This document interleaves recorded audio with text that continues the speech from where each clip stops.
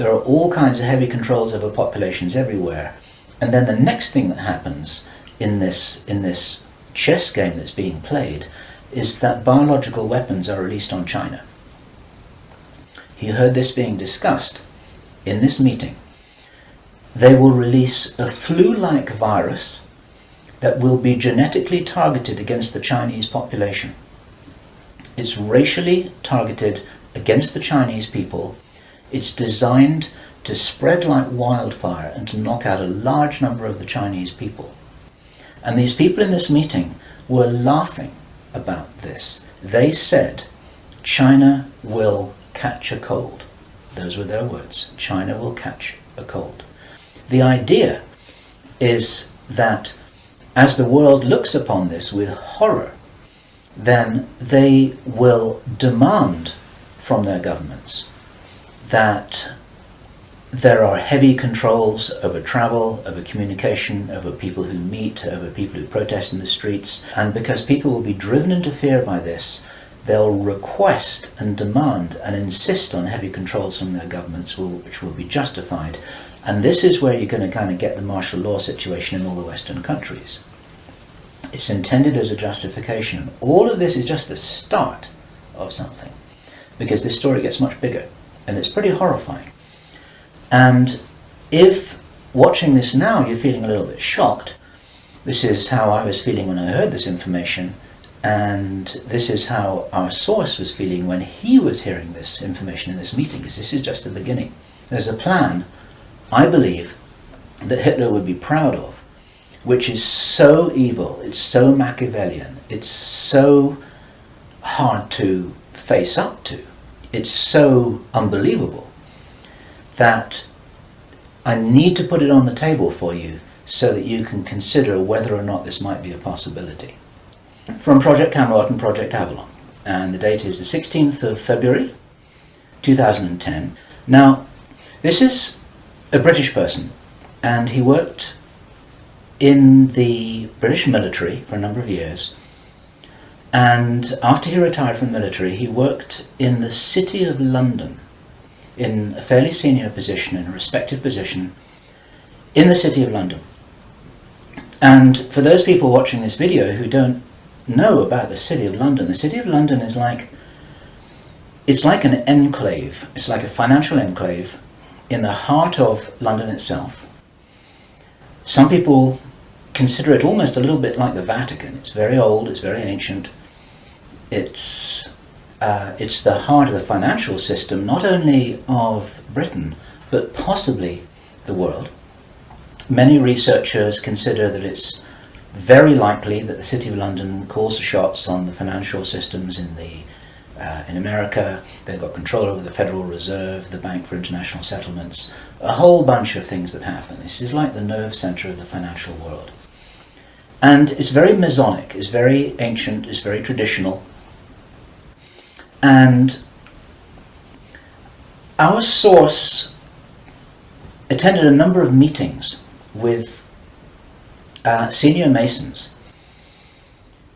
And while many of these were interesting, they were routine by City of London standards. They were discussing financial affairs and so on and so forth.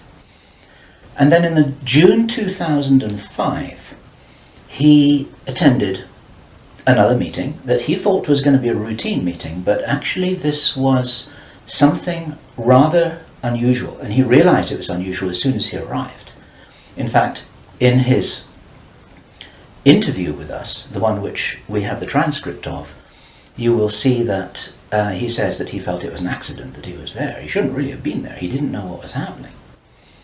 And as such, he didn't really participate in the meeting. He was there as a little bit as a fly on the wall. He was just listening to what was happening. And at first he didn't even understand what was being discussed. The chief of police was there, representatives from the church, representatives from the military, 25 or 30 people. And as he listened to this story being discussed, it was an informal meeting. It wasn't like at a big table with kind of notepads and water glasses and minutes and an agenda and a chairman. There were just people in a room who were talking about all of this stuff. Then they were talking about China, and how powerful China was getting, both militarily and financially, very quickly, and that the Japanese weren't doing what they were supposed to do, which was to interfere in some way with the Chinese financial system. They weren't doing that, and this was another problem because China was getting too strong too quickly. Other things that were discussed were, for example, the coming financial crash, the centralization of resources, everything that we saw starting to happen in October 2008. They were planning that and referring to it in their meeting in June 2005. The plan is for either Iran or for China to retaliate after Iran is struck with a nuclear weapon. At that point, there will be a limited nuclear exchange in the Middle East, followed by a ceasefire. He heard this being planned in this meeting. This is being choreographed. It's like the script for a movie. This is exactly what's intended to happen. Then China is attacked by a biological weapon. It's a flu-like disease that spreads like wildfire. This goes all over the world, and then they have a major Third World War. And then, by this time, 50% of the population will be destroyed. And not only because of the war or the plague, but because, as many of you watching this will understand, the infrastructure goes down in situations like this. There's no food in the supermarkets, there's no gas in the pumps, the telecommunication goes down, there may not even be water coming out of the taps. People are kind of thrown back into a Victorian era without the facilities to handle this, because most people don't have their vegetable gardens, they don't have their horse and cart, they're not able to survive in the way that we used to be able to. We're very, very vulnerable in our technological advancement. Then what effectively will be a kind of plague will actually spread right across the world to the west as well. Our source was not clear whether this was a Chinese retaliation or whether the thing would just spread out of control in the way that it would be very understandable if it did. Whether it's racially targeted or not, these things actually mutate. A pandemic that really is sweeping across the world and really is killing people very visibly, and you've got this totalitarian military lockdown in all the governments in the Western world because everyone's going to be in panic about all of this. And then, he said, then the real war starts. Something that would be justifiably called the Third World War, with a much more major nuclear exchange. And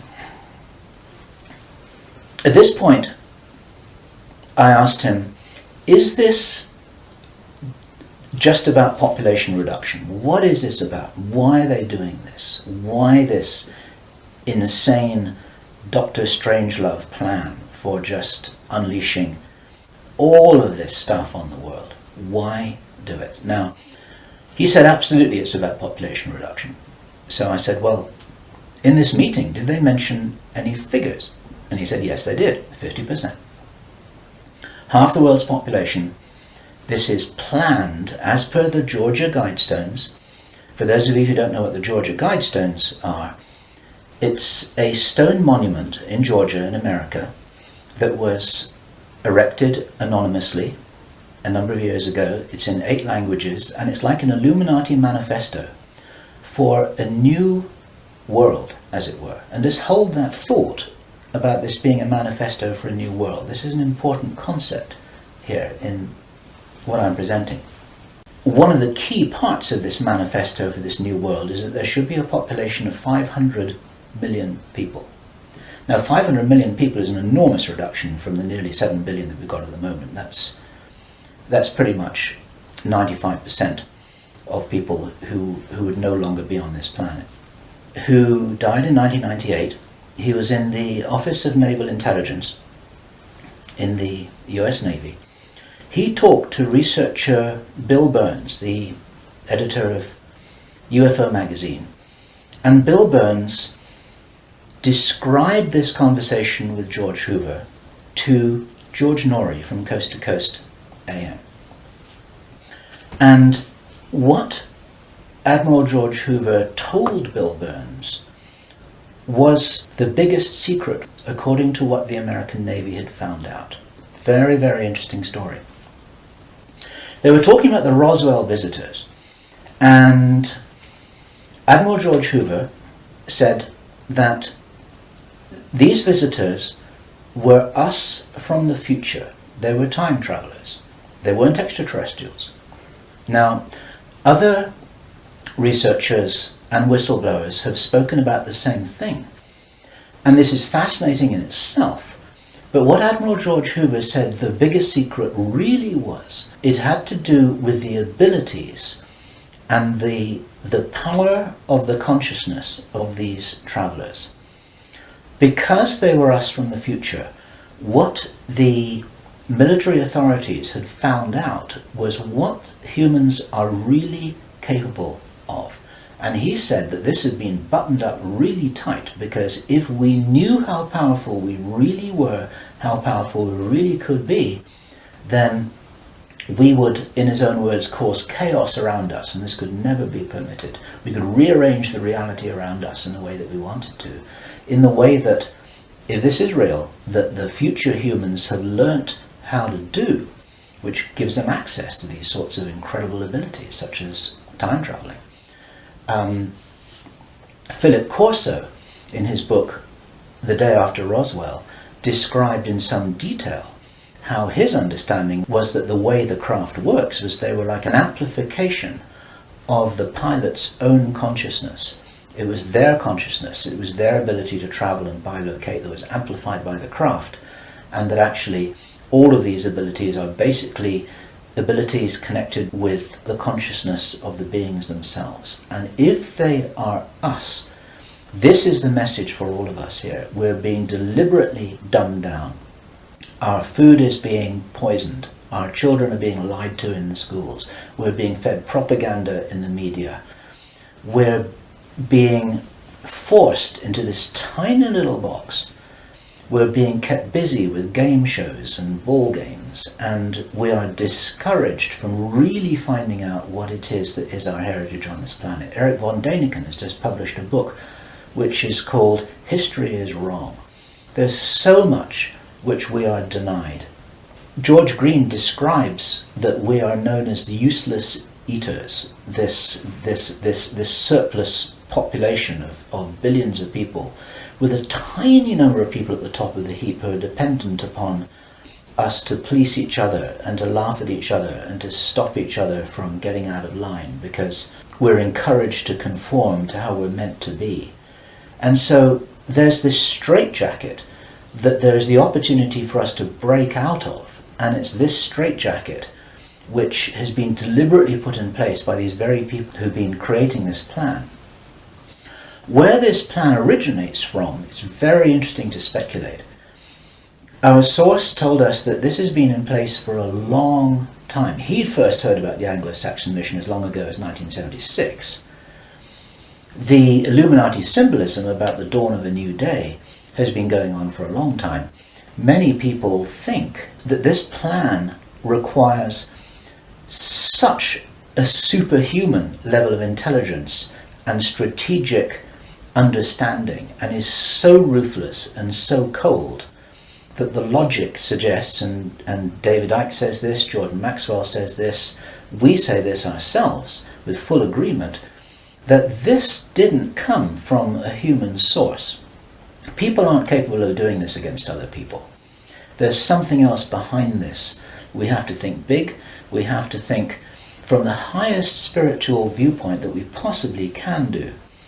That these people shouldn't be fought. What must happen is we just withdraw our consent from these things that are being done to us, from this plan that we're part of.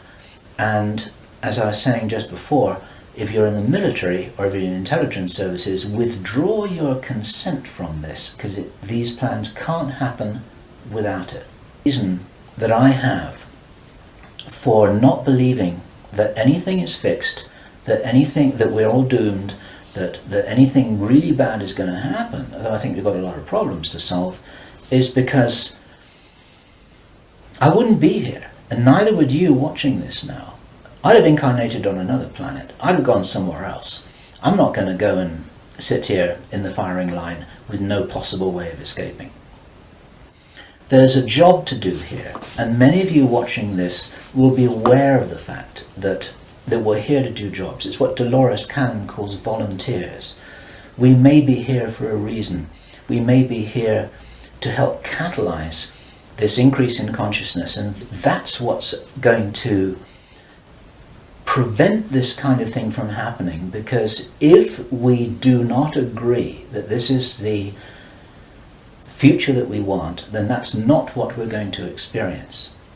We do all co-create our reality, we do all have a part in it, and I profoundly believe that by becoming aware of these plans, this is the way that we avert them.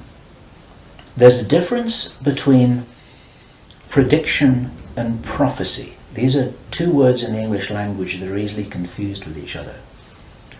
Prediction and forecasting is saying, okay, in 3 months' time, this is what's going to happen because this is what the data leads us to conclude logically. That's all about forecasting and prediction. A prophet does something different, and it's a word to be used with care because it's often misused, it's often misunderstood, and it's like a biblical term, and some people react against it for that reason.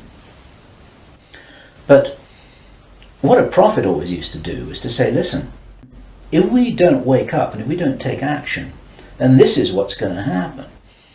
And the purpose of the prophet giving this prophetic warning is not to warn people that it will happen, but to say, listen, you got to change something here. You got to change the way you're doing things. You got to change the way that you're being. You got to change the way you're interacting with each other. You got to change your whole attitude.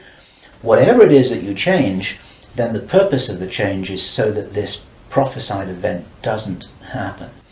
And so what we have here is we have a kind of prophecy. It's not a prediction. And I'm using this word very, very carefully because the reason why I'm making this statement, the reason why we're releasing this information is to make sure that this doesn't happen. Those of you in the military and the intelligence services who may be watching this or may have had this brought to their attention, you don't have to do this stuff just because you're told. You need to support what's best for the human race.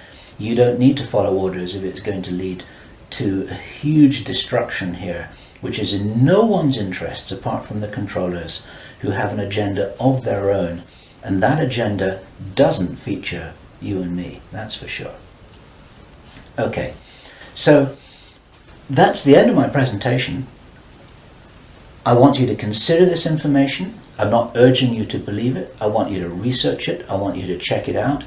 I want you to read the transcript carefully, and I want you to see whether this correlates with anything else that you know and understand that's come to your attention. We're all working together here. We're not trying to force you to believe anything at all. We need to be careful about this information, but at the same time, if there's any chance that this is true, if there's any chance that this is for real, then we have to know about it, okay? And if you are not sure what it is that you should be doing, then I say the same thing that I always say, which is do whatever it is that you came here to do, because most of you watching this video are here for a reason. I do understand that you may not know what the reason is yet, but you're probably here for a reason. You're probably watching this video for a reason. Do whatever it is that you came here to do. This is Bill Ryan, Project Avalon, Project Camelot. It's the 16th of February 2010. Thank you.